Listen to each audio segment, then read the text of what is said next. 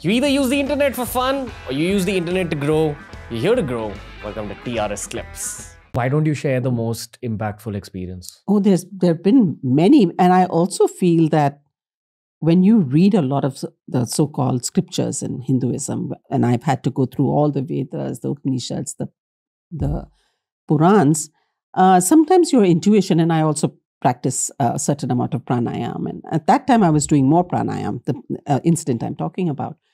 So I just, I teach in a college and I have a big, large class of, whatever, 40 girls or whatever, usually. And I remember this was not an Indian history class, it was an American history class.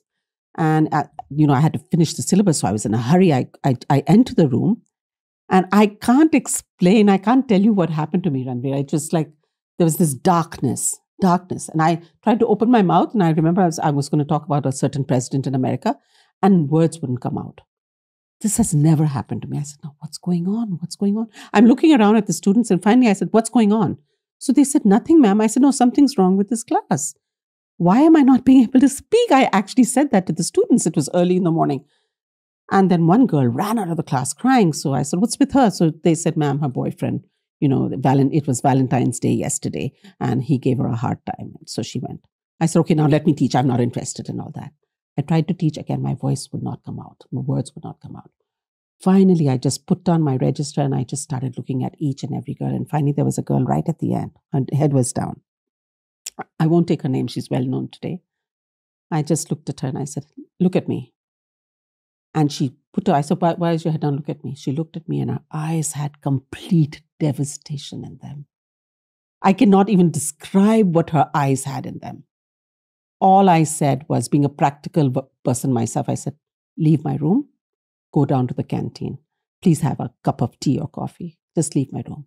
And believe me, she left my room. She got up and I was scared at the same time. So her best friend was sitting in front. I said, go with her. Go. I'll give you attendance because that's all that students are bothered about. The two of them left and I was able to take my lecture. I took my lecture. I came to the staff room. The two girls followed me back to the staff room and then they apologized. We are so sorry that we disrupted your class. And then I said, what's wrong with you? I taught you last year. You were perfectly fine. What's happened to you today?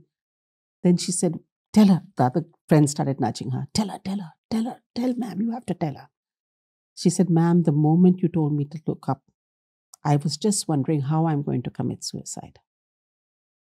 We're on the 3rd floor, ma'am. The rocks are very sharp here in JMC. I was going to jump from that window. How did you know, ma'am? I said, what? She said, yesterday was Valentine's Day. I tried to use the fan and my chunni. It didn't work. Today, I parked my car on the opposite side of the road so that I could get run over. It didn't work. I'm sitting in your class and I'm saying the best thing to do is to jump from this window. And I just was shocked at two things. Number one, that this beauty, she's like a beauty queen. She is an extremely rich, and I never knew anything about her because I don't get into the personal lives of my students, unlike some professors. And I said, wait, just hold on. And I was shocked that I could sense it. That was shocking me. Let me cancel all my classes for today because I knew it was serious. I went, I cancelled all my classes. I said, come to my personal room. And I took them in for 2 hours. She cried. I cried. I won't tell you why she wanted to commit suicide. And I said, I'm not a professional, but you need to see a psychologist right away. She said, my parents are so well known, they will not let me because the word would spread. I said, then let me meet them. They said, no. She said, no. Then they'll know that you know something about our family, about me. I was in such a state, I cannot tell you.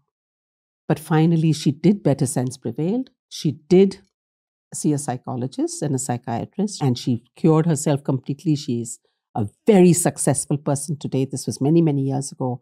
And to this day, I cannot explain to anybody what was that darkness I felt in that classroom. It's never happened to me like that again. When these kind of things started happening to me, when I became more and more intuitive, sometimes I could read people's minds, what they were saying. Then I got scared.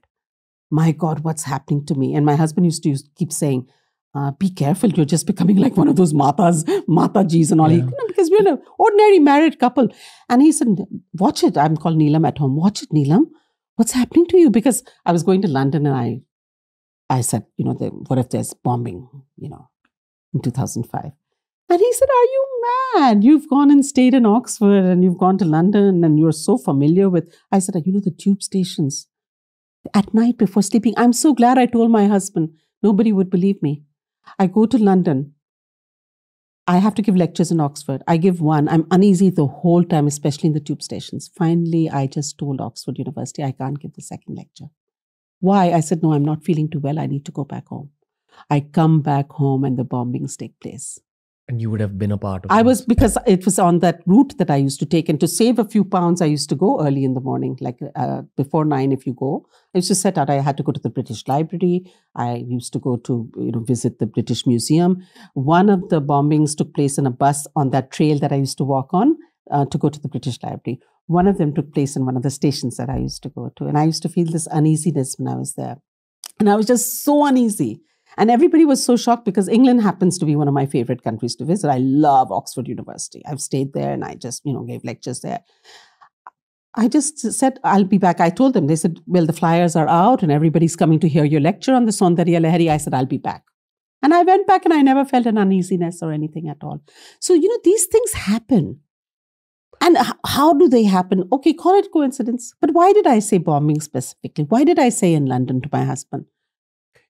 Right before this podcast, we were talking about how we couldn't talk about things like this 5 years ago.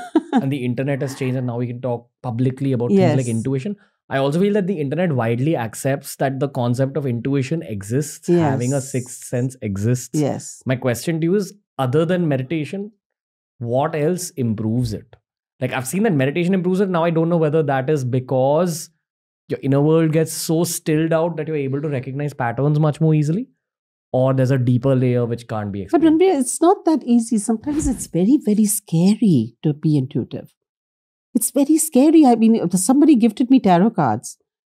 And I literally opened the tarot card and I could see somebody's death there, and it happened. And so sometimes it's scary also. It's not like it's something that's going to help you. So I don't open the tarot cards now. I put them in a black cloth and kept them away. It's just that, okay, I'll share this with you. When I was in Oxford the first time, everybody gave me a nickname, Sunshine.